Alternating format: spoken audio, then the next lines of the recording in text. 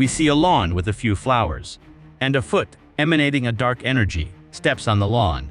As it does, the grass and flowers around it wither.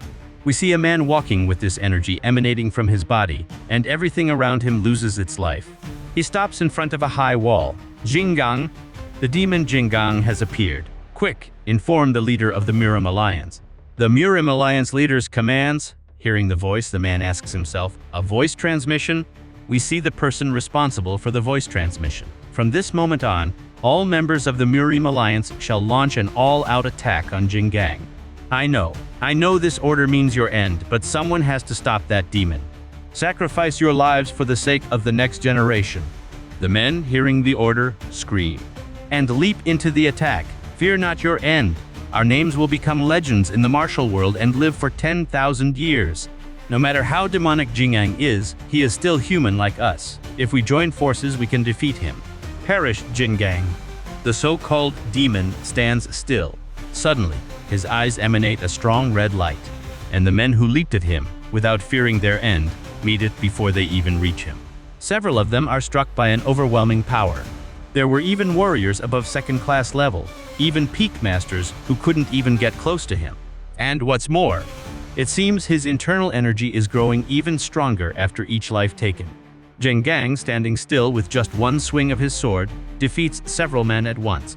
Alliance leader, we must order the members to retreat. According to the investigation team, Jingang made a pact with a yokai, and not some lowly stray spirit, but an A-grade yokai that resides in the underworld itself. Under the pact, the souls that are taken by Jingang become sacrifices, and in return, Jingang gains power from the yokai. In other words, the more Alliance members Jingang takes out, the stronger he will become. I ordered everyone in the Murim Alliance to fight, and yet you stand here like cowards?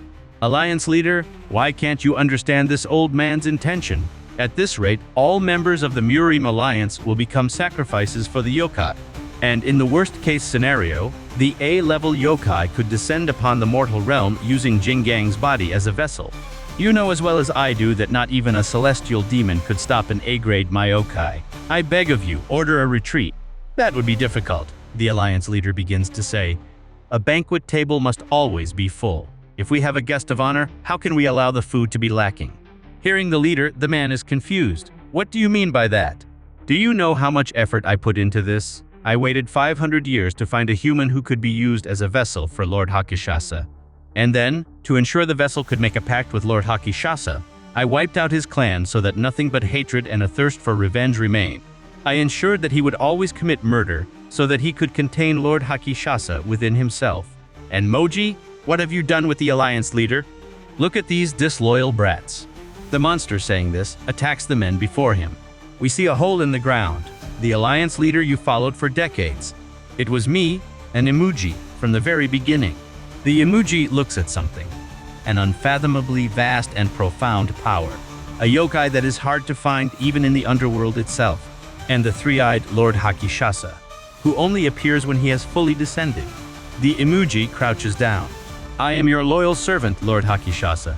I will serve you. Please, use me as your hands and feet to carry out your great endeavor. Whatever you ask, I will do for you. You'll do anything. Then perish. Lord Hakishasa, why? I lost my wife, my child, my entire clan. I sold my soul to a yokai, all for the sole purpose of taking you down. How can it be that you still have a human soul within you? The monster is sliced. At least, it's over. We see the man leaning over a fallen woman. Tears stream from his eyes. Everything. It's over. Congratulations on your revenge. And to think you'd use a soul-devouring technique on yourself to buy time. Impressive. But now, as per our contract, the time has come for you to offer your body. Accept me willingly. And savor the happiness of becoming part of a supreme being. He replies, save that kind of happiness for the dogs. The man points the blade towards Hakishasa's eye. Do you think I'll allow you to set foot in the human world? The demon questions. What are you doing? After the slaughter you've committed, do you think you can peacefully go to the afterlife? You will suffer in the flames of the underworld for countless eons. No, perhaps it's worse. King Yama himself might annihilate your soul completely. That means becoming absolute nothingness. The man says, that's the most pleasant thing I've heard in a long time. As he says this, he plunges the blade into the eye on his forehead. We see something leave his mouth. You chose to erase yourself? Do you think I'd allow a vessel I took so long to find to simply disappear? I will find some way to force you to reincarnate, and I will find you again, even if it takes hundreds or thousands of years. As long as your soul exists, our contract remains in effect. We see a frightened woman amidst the flames, and Jingang, before the pact, staring at her. The alliance leader, standing behind the woman, raises a sword as she holds a child in her arms. Jingang, tied up, screams in despair, but blood flies in his direction. His wife and child are no longer alive. He screams desperately. The alliance leader steps on his head, pushing his face into the ground. This is all. Every single bit of it was your fault. Because you were weak. We see someone sweating. A voice wakes him. Dojin. Are you okay? You were sweating and breathing heavily. Another nightmare? He replies. Lately, I've been having the same dream over and over. It must be from exhaustion. The woman just stares at him. Then, she says, Dojin, are you really quitting that job you're doing now for sure? I don't want to see you getting hurt. Or hurting someone else. And as she was speaking, his cell phone starts to ring. Yes, boss. The whole young group? Understood, I'm on my way now. The woman asks, You're leaving? At this hour? He says, something urgent came up at work. And when this job is done, I'm going to tell them I'm finished for good. We see his back covered in tattoos. I won't live like a monster anymore. We see a warehouse. Inside, a person says, Wise choice. These days, war isn't a good thing. Families getting hurt, the cops getting involved. And that's not all. In the worst case scenario, your face ends up all over social media. The one saying this is Go Taesung, the boss of the Taesung group. And that's why I made this proposal. Let's settle this with a match. All right. The loser hands over control of the docks. The one saying this is Choi Ho, Ryung, the boss of the Ho Ryung group. You're putting your faith in that so-called ogre or whatever he is? We brought a rookie who's really strong. Looks like you roped a decent kid from a gym into becoming a thug. Dojin, you think you can handle him? He looks tough. Dojin replies, It doesn't matter. It doesn't matter who it is. The others react. That's the so-called ogre from the Taesung group. He's younger than I expected. Taesung's ogre? Pathetic. The man lands a punch on Dojin. I have to correct these thugs. No one talks a big game. At the end of the day, they're just back, alley street fighters. I may have gotten knocked out, but I was a professional fighter. If it weren't for my debt, I would have never stepped into a dirty place like this. As he hits Dojin, he says, Just as I thought, nothing special. Rock the top and the bottom crumbles. He lands a punch on Dojin's ribs. In sequence, he grabs his face and delivers a knee strike, but Dojin manages to defend himself. The man, however, gets him from behind. It's over. I've got you completely locked up. Hey, pretty boy, drop by my gym sometime. I'll teach you from scratch. I appreciate it, but I hate gym floors. The mats always smell like sweaty feet, and they're too soft. He jumps with the man on his back. His opponent's head hits the ground. Dojin prepares to hit him. The man thinks, I have to stay on guard. He raises his guard to defend himself, but is hit with a low blow. His eyes well up with tears. Dojin grabs him by the hair and smashes his face into the ground. That's it. What the heck? Hey, that professional fighter you brought just got defeated? The man tries to explain, but he interrupts him. It's over, you idiot. You think we shave our heads for fashion? In a real fight, forget about mounts and stuff like that. Once you get to this point, the game is over. The fallen man says, What are you? A bunch of girls grabbing hair and all. Then he starts to think, what the heck is this? I can't do anything. I try to get away and he's right on top of me. I went for a takedown and he just crushed me with all his weight. Dojin, after smashing his head against the ground again, gets ready and lands a knee to the man's face. We see the heavy impact of the blow. He's down with blood running from his face. Dojin, however, prepares another punch. The man is helpless on the ground. And, wait, Dojin, before finishing him, remembers his woman. I don't want to see you get hurt or hurting someone else. We see his arm in motion, and the punch landing on the man's head. It's over, Dojin says. Good work, Dojin. So, Mr. Choi, from now on, the docks are under Taesung's control. It's over. From now on, I won't hurt anyone else. I'll live a normal life. Suddenly, he hears a voice. It's here. Jingang's reincarnation. Over? What's over? He's still breathing. If you were a real gangster, you'd fight until someone was done for. This isn't some kind of sport. Trying to get off easy, aren't you? If you don't finish him, you don't get the docks. So, handle it. Got it, ogre? Dojin stands still without answering. What are you doing? When someone talks to you, you answer. Hey, you little punk, you think you can ignore me? How about I slice you up right here? We see the tip of a knife. We see the two groups ready for a melee fight. The reason my boy isn't answering you is because you're talking nonsense, Mr. Choi. Stop embarrassing yourself. Let's finish this like gentlemen. Gentlemen, my foot, spare me the nonsense. And you expect me to keep my cool while some clown runs his mouth? The other replies, I'm pretty sure you're the one who started running your mouth, Mr. Choi. Isn't that right, Dojin? Dojin, however, questions. All of you? You really can't see that? His boss asks, what are you talking about? Here, this. In front of him, we see something floating. The blue flame. His boss asks again, blue what? Staring at the flame, Dojin wonders, what the heck is this? Out of nowhere! It appeared right in front of me, and then I couldn't move, almost as if I were trapped in a nightmare. Jingang's reincarnation. It's time to honor the contract. The flame enters his body. Dojin starts to writhe. His boss questions, what's going on? What happened to you? He replies, that flame, it entered me. We see the despair on his face. And then, lifeless people. Jingang is kneeling, staring at the people. That man is right. This is my fault. I was too weak. I'm sorry. I couldn't protect you. Do you want revenge? Then I will lend you my strength. Make a pact with me. Offer me a sacrifice. Jingang says, at some point hallucinations started appearing before my eyes. Is this what you wanted all along? Fine. I'll give you a sacrifice. I want more than just a few lowlifes gone. Make the pact. Give me your power. The flame says, from this moment on, remember this. Even if your body rots, as long as your soul exists, the pact will last forever. You are my eternal servant. Dojin's body is covered by the flames. You are no longer human. You are a monster. The contract has been made. From now on, everything that perishes by your hands, whether it's a small insect, the king of the nation, or even a god, everything will be an offering to me. And in return for these offerings, I shall grant you the offering of the tyrannical demon, feared by all beings on earth, my power. But remember this, the moment my power overwhelms you, my vessel, you too will become my offering. Dojin regains his senses. What just happened? What did I just see? And I'm sure my body was on fire. What are you doing? Screaming out of nowhere like a madman. It seems you've completely lost it. Dojin grabs the man by the arm. Wanna check for yourself to see if I've really lost it?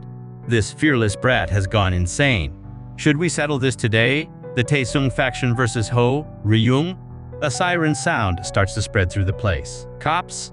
The other grabs the man's arm and says, the final bell just rang. Unfortunately, we'll stop here for today, Mr. Choi. I'll arrange our next meeting. Son of AE. All right, we'll meet again soon, along with the rights to the pier. And your lives on the line. Dojin apologizes. I'm sorry, it was my fault, his boss replies. It's okay, they would found an excuse to start a fight anyway. More importantly, what happened earlier? You looked like you saw a ghost or something. It was nothing. I think I'm just a little tired lately. I've been having strange dreams. We see a car leaving. Inside it, Mr. Choi stares at his swollen arm. What kind of power does that brat have? His cell phone starts to ring. Yes? Hello, Mr. Kui? Don't worry about the pier's control rights. I'll get them back soon. Really? But without the pier rights now, you can't meet your quota, can you?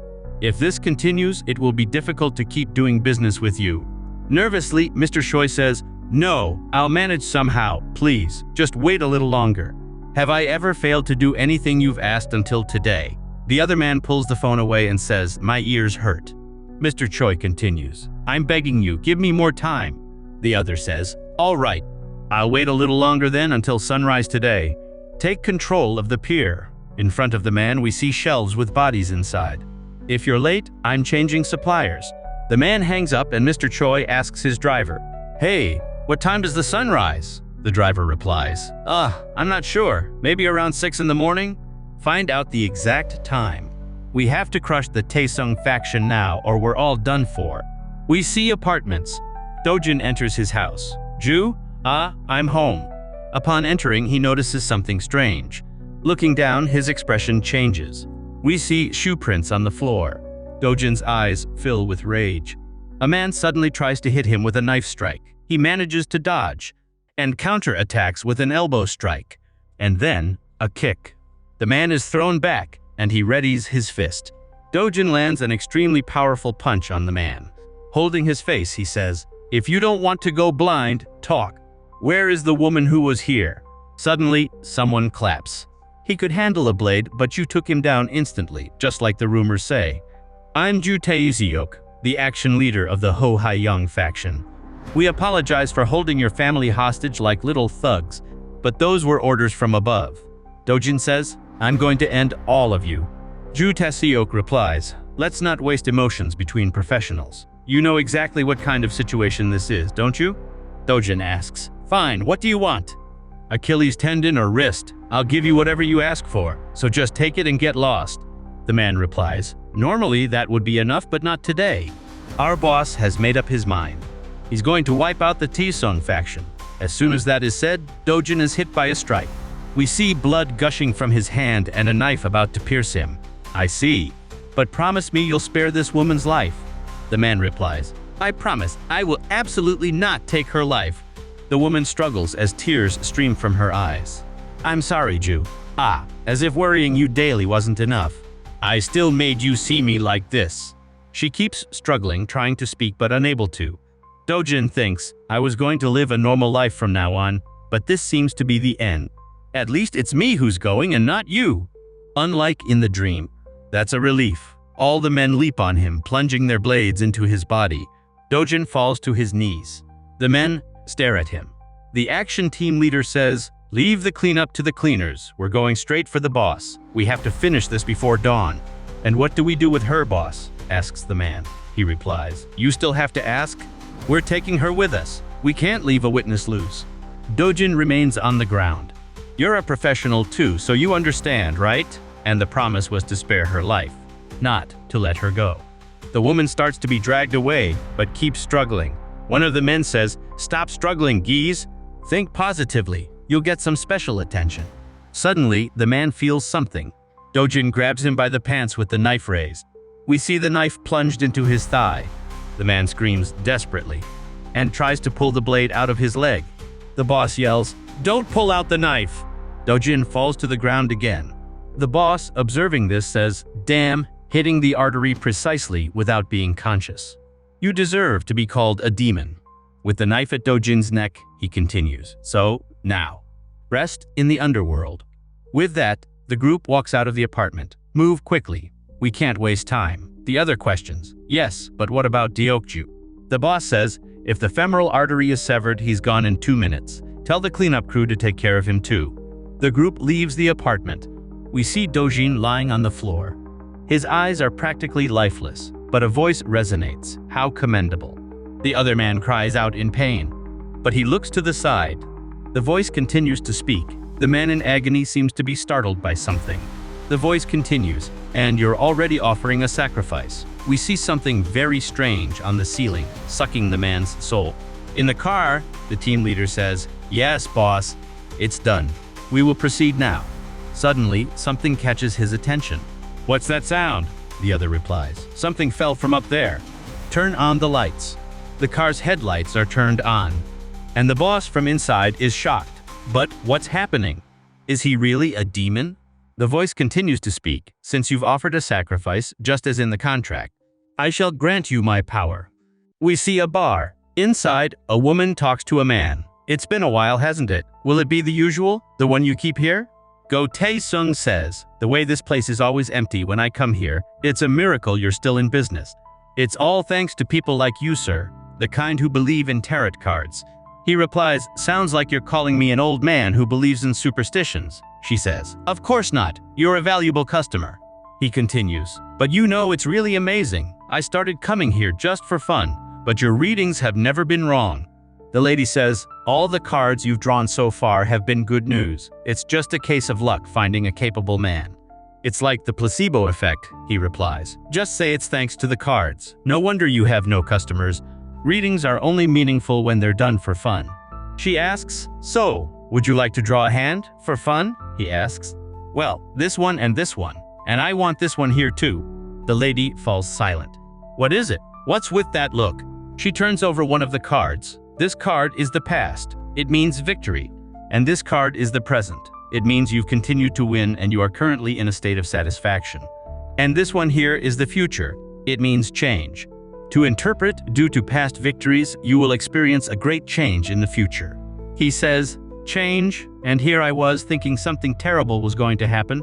She continues, however, the Tower card has two possible interpretations, change or ruin. But Chief, we're just doing this for fun. Don't take it to heart. Someone enters the place and calls for him. Go Tae-sung. He looks back and finds several men with knives in hand. Just having a little drink must be nice, huh? You probably don't even realize that today is the day you'll meet your end. He replies, you're so diligent, still on the clock. I get it. Mr. Choi says, this punk is staying calm until the end. Get him! His men charge forward. Tae-sung throws his glass in one of their faces. He grabs the man's knife and elbows him in the face. He yanks the knife from his hand, stabs the other one who tried to attack him in the neck, and runs for the bathroom. Don't lose him. We have to finish him before the sun rises. Get him and end him. Tae-sung keeps running. Shoot, running like a roach. As the man says this, Go Tae-sung leaps towards him and tries to strike. The door is slammed shut just in time. Despite this, we see the man's eyes wide open. His shoulder has been pierced by the knife. After hitting him, Tae-sung flips the blade in his hand and cuts down another opponent. Then he says, Mr. Choi, you used to be a knife fighter too, so you know, right? What does this formation mean? Choi says, that son of a gun, he took the right-hand corner. Yes, this is the situation a knife fighter hates the most. A tight right-hand corner. The attacker's right hand is blocked by the wall, while the defender can swing their knife freely. But you know, there's a way. You send in a lefty who's stronger than the defender. And it just so happens that you, Mr. Choi, are a lefty, aren't you? Stop sending your innocent men to their end and come at me yourself, Choi-ho, Ryung. Back at the car scene, we see Dojin still standing. But what the heck? Are you really a demon? Step on it. I said, step on it. The car speeds off and crashes into Dojin. We see the knife shattering the glass, and Dojin on the hood. The driver is startled, but the glass is broken and he is struck. Dojin breaks into the car. This son of AE. Before the man can finish his sentence, his neck is sliced. Dojin is uncontrollable. He props himself up on the seat and launches himself backward. Get out of here! No, no, no. Don't come any closer. Despite the plea, the man is also cut down. The boss watches in fear. We see Dojin's broken blade. The boss thinks it wasn't even a cleaver. He split that man's head open with a sashimi knife. You monster! We see a light behind Dojin. The man shields himself. And the car, which was being driven by no one, crashes into another, throwing Dojin out. We see him fall to the ground, before stopping in the middle of the parking lot. The other guy looks out of the car, and Dojin gets up again. His opponent says, getting ready, right? It would be weird if you went down with something like that after coming this far. Bring it on. Dojin looks back, turns around, and tries to hit his opponent, who manages to dodge. He, however, thinks his movements are wide. He's a monster, but he's out of his mind. I have a chance. As he was thinking this, he's hit by an elbow. We see the blow go right through him, and he's thrown against the car. Dojin raises his blade again. He tries to copy the man who manages to defend himself. This is my chance, he thinks.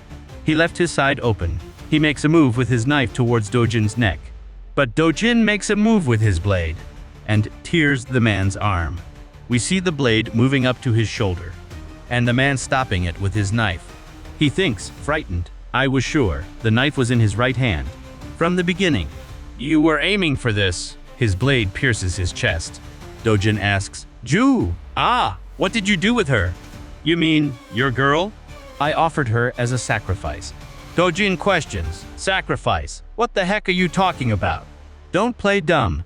You survived having your throat cut. You're the same as that other guy. The one who asked us to offer him sacrifices, that monster. We return to the turret bar. Outside, two men are talking. Shouldn't we go in? It's taking too long to get Go Taesung.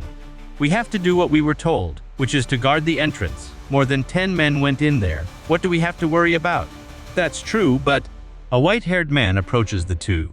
Hey, stop. We're closed today, so go somewhere else.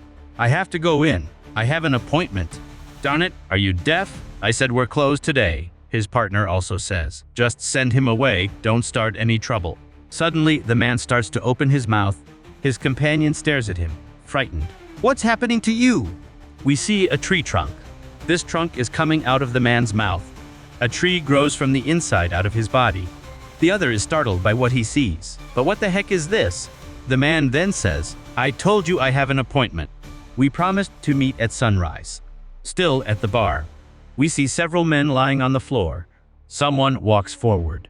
With his knife in hand, but trembling. The man tries to attack from behind the door, but nothing happens, Taesung says. Looks like they sent Mr. Choi because he's a lefty, huh? What a shame. Taesung stabs the man in the side of his body.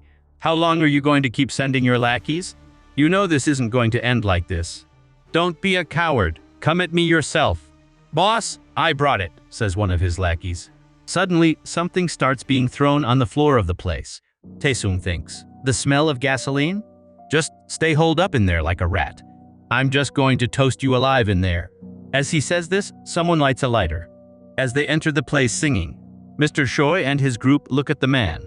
How did you get here, Mr. Kui? How did I get here? We made a promise, didn't we?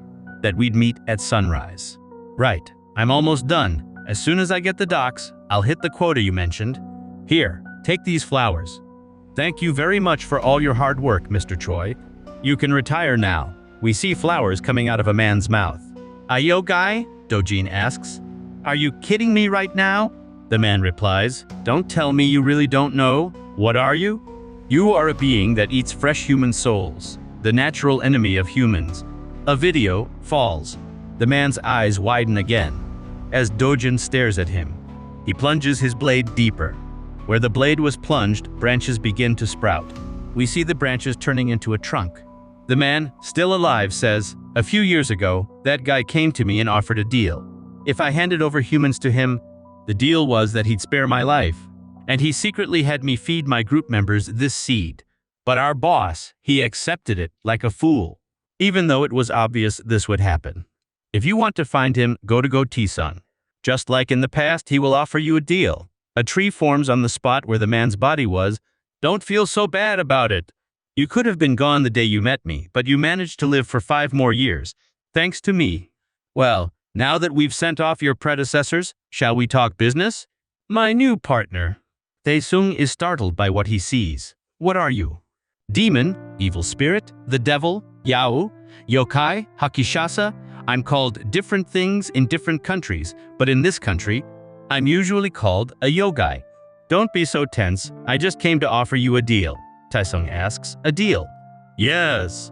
I will introduce you to my partners in North Korea and China, and you can bring in legal immigrants through the docks you've secured. That's a more normal proposal than I expected. I thought you'd ask me to sell my soul or something. Mr. Q replies, we have our own circumstances, so we can't just go around eating humans without caution. The help of partners like you is precious to us. The Taesung gang can keep all the profits from the business. In return, you just need to select the healthiest humans from the immigrants and send 10 of them to me every week. Taesung questions, if I can't meet the quota or refuse to provide, will I end up like Mr. Choi? Yes, but I'm sure you'll live much longer than Mr. Choi. You're much more capable and smarter. Taesung smiles and says, I'm sorry, but there are 3 things I've never sold in my life as a gangster.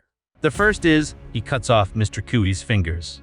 He passes by the man, cutting him with his knife, and finishes the sentence. People? Taesung looks back and cuts the man's Achilles tendon. The second is, drugs, and he raises his knife high in the air. The third is, but before he can execute the attack, a giant carnivorous plant bites his arm. Mr. Q says, I take back what I said about you being smart, but that's why I like you even more. It's been a while since I met a human who isn't afraid of me. He grabs Taesung by the neck. I'm going to give you one more special chance. Swallow this seed. If you swallow it, I will not only forgive your rude behavior just now, I will even restore your injured arm. Taesung smiles. Why are you laughing? He replies, it's funny that Mr. Choi would end up being useful for something. He flicks the lighter. After lighting it, he drops it from his hand, and the lighter hits the gasoline-soaked floor. I couldn't finish. But the third thing I'd never sell, even if I perish, is myself. I refuse to live like a coward. Mr. Kui starts to laugh. Man, this is hilarious. But really starting a fire? You're such an idiot. My point is you won't be done in by a little flame like this. And you say you'll never live like a coward. Hearing you say that makes me want to see it even more. Taesung's pathetic expression. Saying this, he embraces him. You know something? When people are burned, they don't actually perish from the fire, they're suffocated by the smoke. Which means, as long as you can breathe, you'll continue to suffer for a long, long time before you go. As he says this, something connects to Taesung's face. And the pain of the burn comes in constant waves, so passing out isn't easy. You might feel like you're being cooked completely conscious. I can't wait to see your pitiful face begging for your end. Is that you? Someone asks, catching Kyu's attention. We see the tip of a fire extinguisher. Dojin continues, the monster or whatever it is. He activates the extinguisher and puts out the fire. After that, he holds the extinguisher differently and hits Mr. Q in the face. In sequence, he jumps on top of him and lands a punch. Dojin starts punching him. At one point, he stops and asks, where is she? The woman you took as a sacrifice? Despite him asking this, Dojin is attacked and one of his arms flies off. As he falls to the ground, the yokai asks, why do you want to know that? You're going to be gone anyway.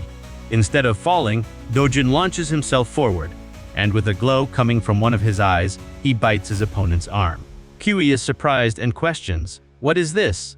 So you were one of them from the start? But you don't even look like one. Are you trying to steal my sacrifice? This is why monsters these days are useless. You're so weak you can't even tell if your opponent is stronger or not. Stop living in shame and just be gone.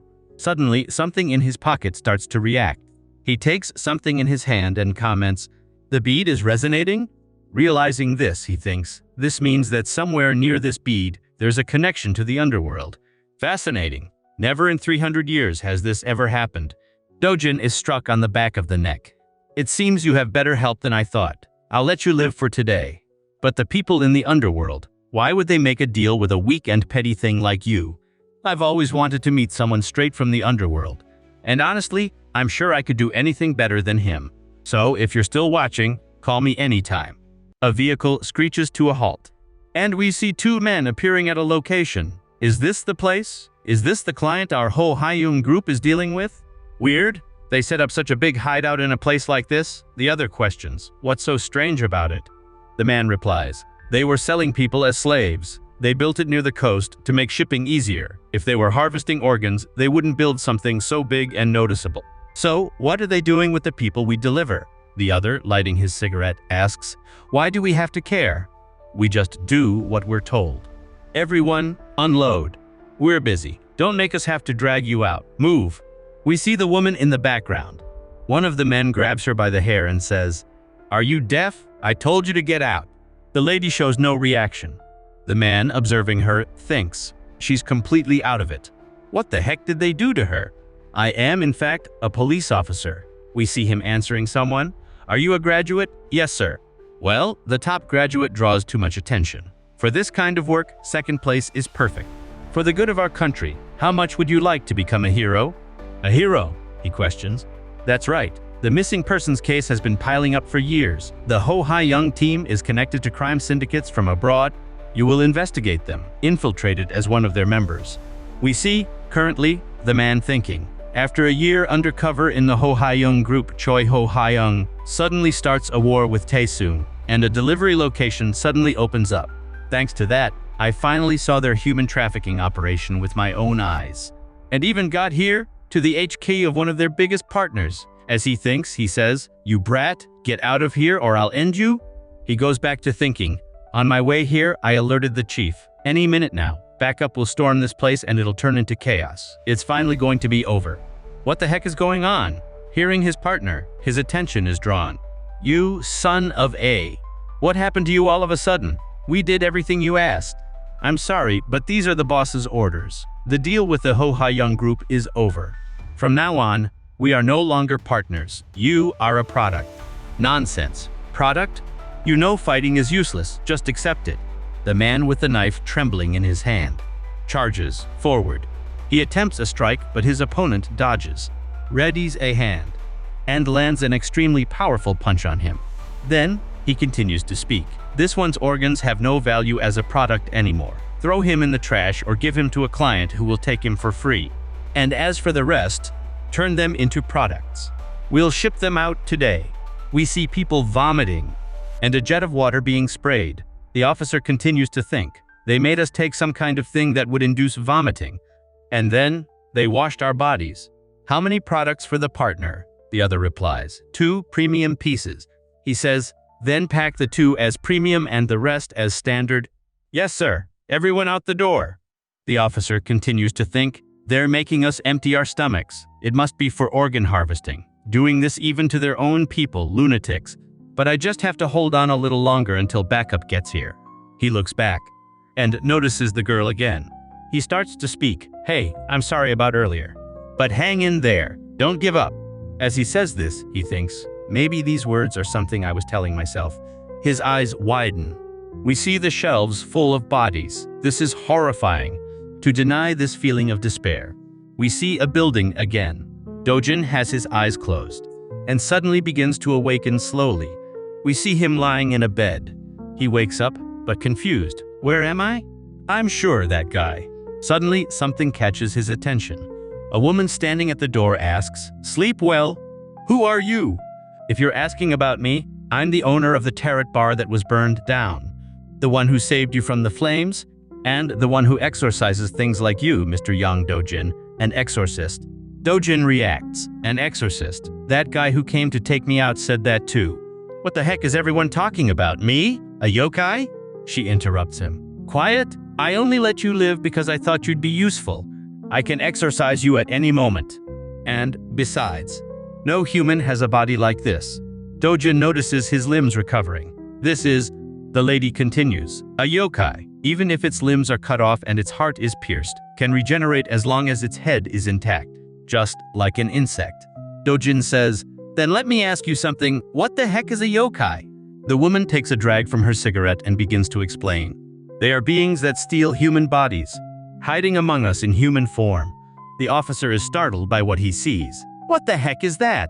Something passes in front of his face, and the person in front of him takes a blow to the back of the neck. She falls to the ground and begins to writhe in agony. The officer becomes desperate. You fiend! Taking people out as if it's nothing. A voice explains. They're not gone yet. I've only damaged their cervical vertebrae, putting them in a vegetative state. They can see, hear, and feel fear, but they cannot move. It's our company's specialty, fresh humans steeped in well-ripened fear, a product for clients who have trouble hunting on their own.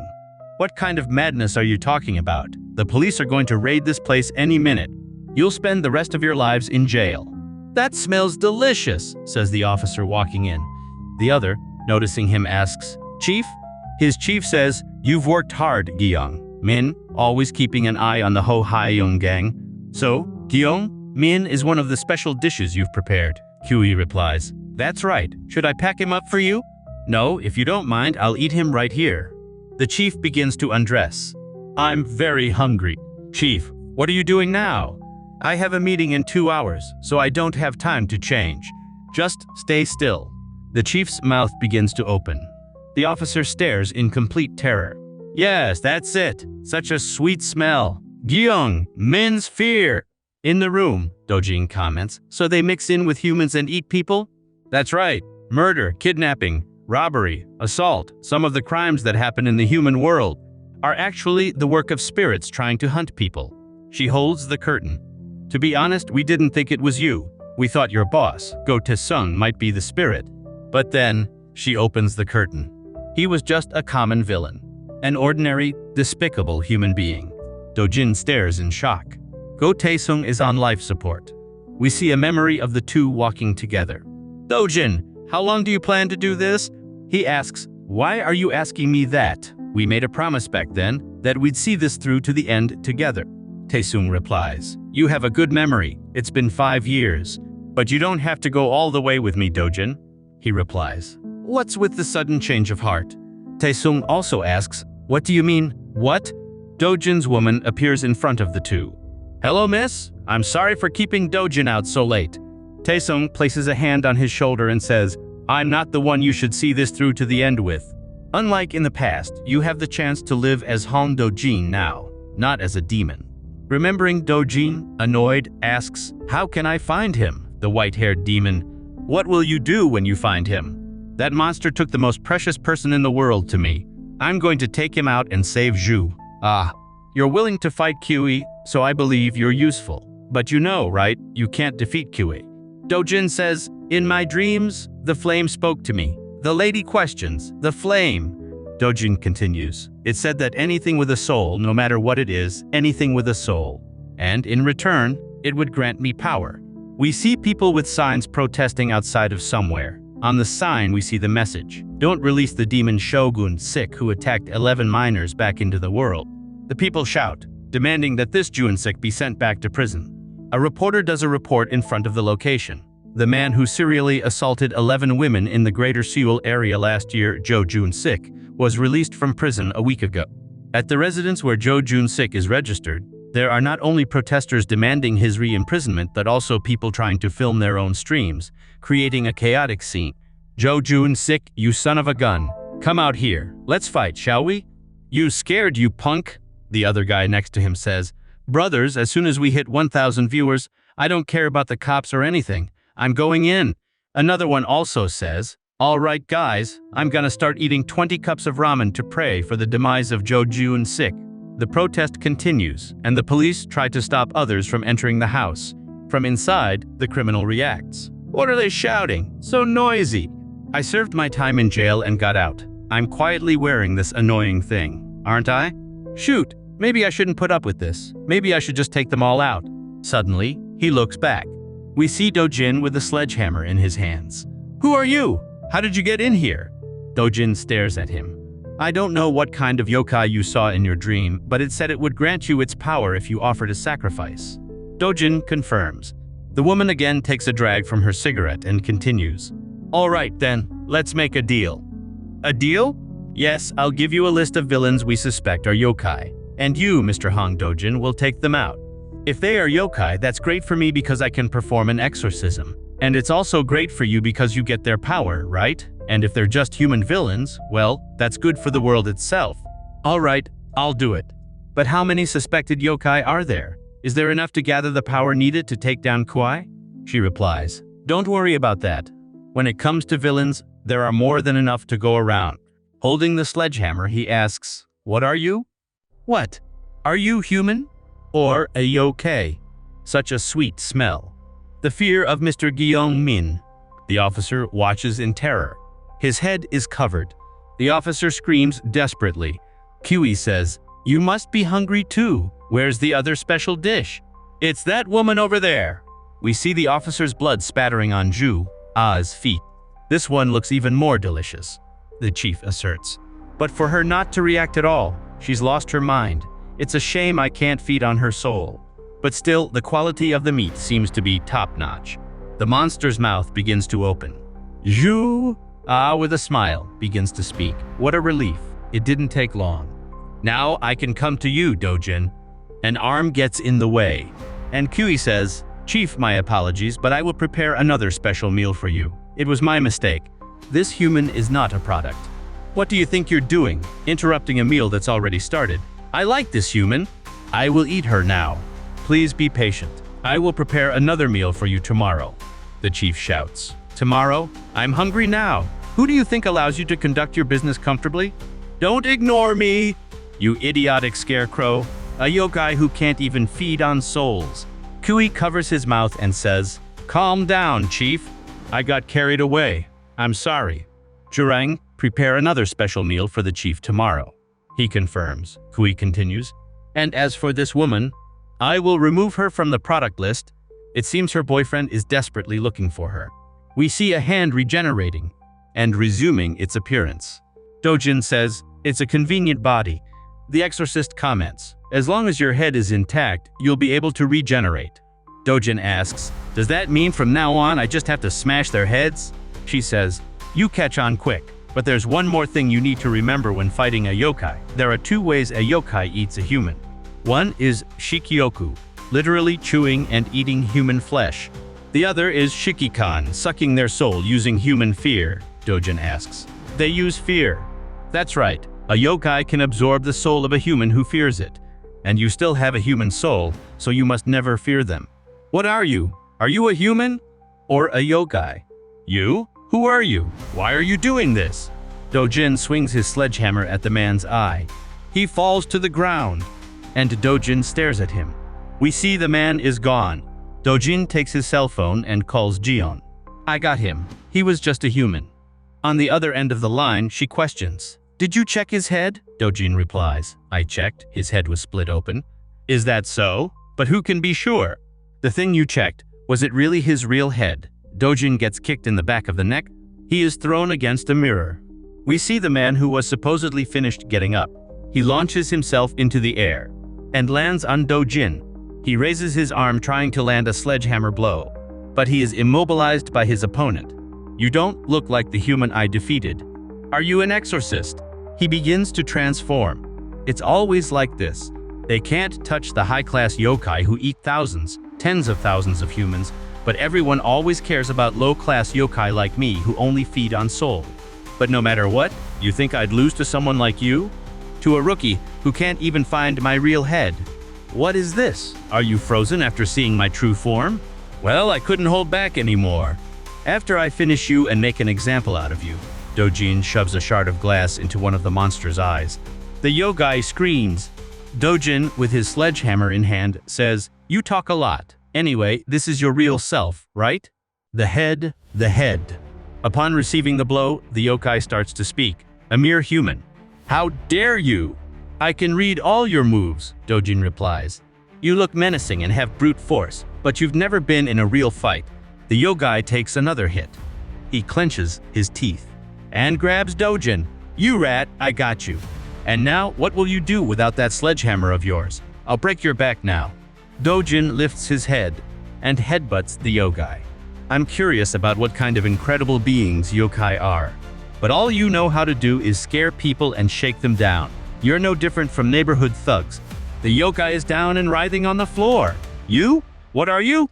We see the exorcist again. "A yokai can absorb the soul of a human who fears it, so you must never fear them." Dojin laughs. "What's so funny? Not fearing them. Do you think I still have something like that left inside me? Especially when it comes to those who took everything from me? From now on, the one who should be afraid isn't me. It's them."